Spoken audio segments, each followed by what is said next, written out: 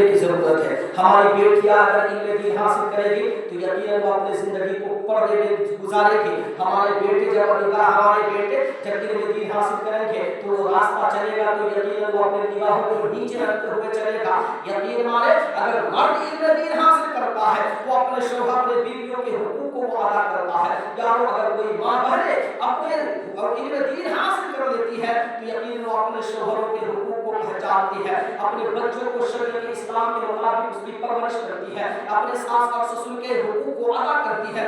غرض کے وہ اپنے آپ کو کنیز فاطمہ بن کر زندگی کو گزارتی ہے, اور جو زندگی کو کنیز فاطمہ بن کر گزارتی ہے یقیناً وہی عورت جنت کا مستحق ہوا کرتی ہے. ہمیں ضروری ہے کہ ہم اپنے بیٹوں اور بیٹیوں کو علم سکھائے اور اپنے آپ کو بھی ہم مسائل جو طریقہ دین اسلام کی جو طریقے ہیں مسائل ہیں اس کو جاننے کی کوشش کریں.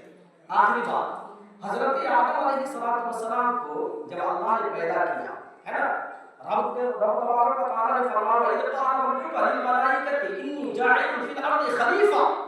رب نے فرمایا اے فرشتوں کی جماعت میں چاہتا ہوں کہ میرا کوئی خلیفہ ہو جائے. بولیے سبحان اللہ. رب نے کہا اے فرشتوں کی جماعت میں چاہتا ہوں میرا کوئی خلیفہ ہو.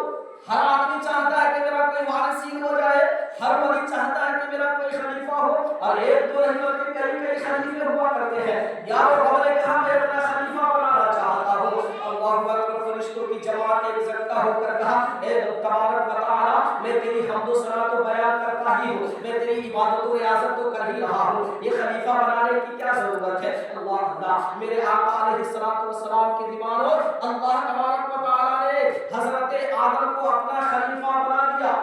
المختصر یہ کہ حضرت آدم کو پیدا کیا اور تمام فرشتوں کو حکم دیا کہ اے فرشتوں کی جماعت حضرت آدم کو سجدہ کر.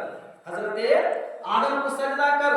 فرشتوں کی جماعت نے کہا ہے مولا اس کے اندر کتنی خوبی ہے, کیا کیا خوبی ہے, کیا وجہ ہے کہ ہم ان کی سجدہ کریں. یقیناً مانے کہ جب ہمارے گاؤں میں کوئی آتا ہے تو اگر کوئی کہے یار ان کا ادب کرو, یہ ادب کرنے کے لائق ہے, تو یقیناً ہم پوچھ سکتے ہیں کون آدمی ہے, کوئی بڑا ڈاکٹر تو نہیں ہے, کہیں بڑا وکیل تو نہیں ہے, کہیں بڑے عالم حافظ عالم مفتی تو نہیں ہے, ان کا ادب ہم کرو تو کس بنیاد پر کرو, پوچھنا پڑتا ہے. یارو فرشتوں کی جماعت نے کہا مولا میں آدم کو سجدہ کروں تو کس بنیاد پر کروں, کیا یہ مجھ سے اعلیٰ ہے, کیا مجھ سے درجے میں اعلیٰ ہے, کیا مجھ سے علم میں زیادہ ہے. اللہ اکبر. حضرت آدم علیہ السلام کو ہم نے تمام علم عطا کر دیا, یہاں تک 7 لاکھ زبانوں کا علم ہم نے حضرت آدم کو عطا کیا. اور حضرت فرشتوں سے کہا اے فرشتوں کی جماعت آدم وہ جانتے ہیں جو تم نہیں جانتے, آدم وہ جانتے ہیں جو تم نہیں جانتے.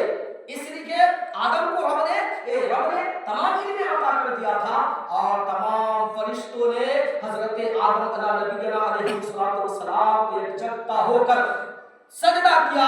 رب کی بارگاہ میں عریضہ پیش کر مولا میں تیری عبادت تو کرتا ہوں, تیری سجدہ تو کرتا ہی ہوں, تو جسے حکم دیتا ہے میں تیری بھی سجدہ کرتا ہوں, تو جسے حکم دے میں تیرے حکم کو اپنے سرا کو لیتے ہوئے حضرت آدم کو بھی سجدہ کرتا ہوں, سوائے ابلیس کے جس نے سجدہ نہ کیا, نہ کرنے کے بنیاد پر, تعظیم نہ کرنے کی بنیاد پر, تعظیم آدم نہ کرنے کی بنیاد پر. جنت میں تھے, ملائکہ کے فرشتے ملائکہ کے استاد تھے, اللہ تبارک و تعالی نے اسے مردود قرار دیا, باہر نکال دیا.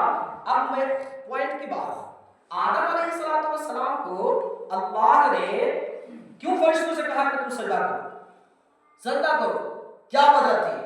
وجہ یہ تھی کہ آپ حضرت آدم علیہ السلام کو تمام تر علم رب نے عطا کر دیا تھا. دولت کی بنیاد پر نہیں, کثرت اولاد کی بنیاد پر نہیں, بلکہ علم کی بنیاد پر فرشتوں نے آدم کو سجدہ کیا. اگر آپ ترقی چاہتے ہو, کامیابی چاہتے ہو, اپنے نسلوں کو بچانا چاہتے ہو یارو, تو ہمیں ضروری ہے کہ ہم علم حاصل کریں, اپنے بچوں کو بھی علم دیں اور دین علم سب سے پڑھیں.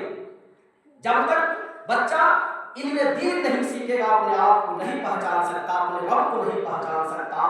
ترقی چاہتے ہو, کامیابی چاہتے ہو, بھلائی چاہتے ہو, اپنے نسلوں کو بچانا چاہتے ہو, اپنے نسلوں کو جنتی بنانا چاہتے ہو, یا وہ قبرستانوں میں اپنے بچوں کو دفنانا اگر چاہتے ہو تو علم دو. اور اگر آپ کو شمشان بھیجنا ہو تو کوئی ضروری نہیں ہے, وہ وقت آنے والا ہے, ایک زمانہ آنے والا ہے یارو کہ ہندوستان तकलीफ पर लाखों की तादाद में लोग मुर्तद हो जाएंगे, क्योंकि उसके अंदर इल्म नहीं होगा, कलमा पढ़ने नहीं आएगा, यकीनन डर से वो मुर्तद हो जाएगा, दायरे इस्लाम से वो निकलता हुआ नजर आएगा। मेरे प्यारे, तो हमें जरूरी है कि हम अपने बच्चों को इल्म दें। रब तआला फरमाता है इक़रा बिस्मि रब्बिकल लज़ी खलक़, सबसे पहले रब ने पढ़ने का हुक्म दिया है, हम खुद पढ़े, अपने बच्चों को पढ़ाए। अफसोस तो उस वक्त होता है जब मदरसों का जायजा लिया जाता है, 2-4 बच्चे मदरसे में इल्म हासिल कर रहे हैं, यार अफसोस तो उस वक्त आता है जब मदारिस का हम जायजा लेते हैं तो हमारे कौम के बच्चे अल्लाह अकबर दुनियावी इल्म में कोसों है, लाखों रुपए वो खर्चा करते हैं, लेकिन इल्म सिखाने में, दीन सिखाने के लिए आज कौम मुस्लिम उससे कोसों दूर है। हमें जरूरी है यारो कि हम इल्म हासिल करें। ज़माने का शायर कहता है जिस सद सकता है खुशनुमा लिबासों से, जिंदगी संवरती है इल्म फन के गौहर से। इन्हीं चंद जुमलों में मैं अपनी गुफ्तगू को खत्म करूंगा। मौला की बारगाह में दुआ है कि रसूल से ज़्यादा हमें खैर की तौफीक और अता फरमाए। तमाम इज्जत का मालिक है, अस्तगफिरुल्लाह मिन कुल्ली ज़ंब व अतूबु इलैह। ला इलाहा इल्लल्लाह मुहम्मदुर रसूलुल्लाह सल्लल्लाहु अलैहि वसल्लम। जो हज़रत सुन्नत नहीं पढ़े उससे गुजारिश है।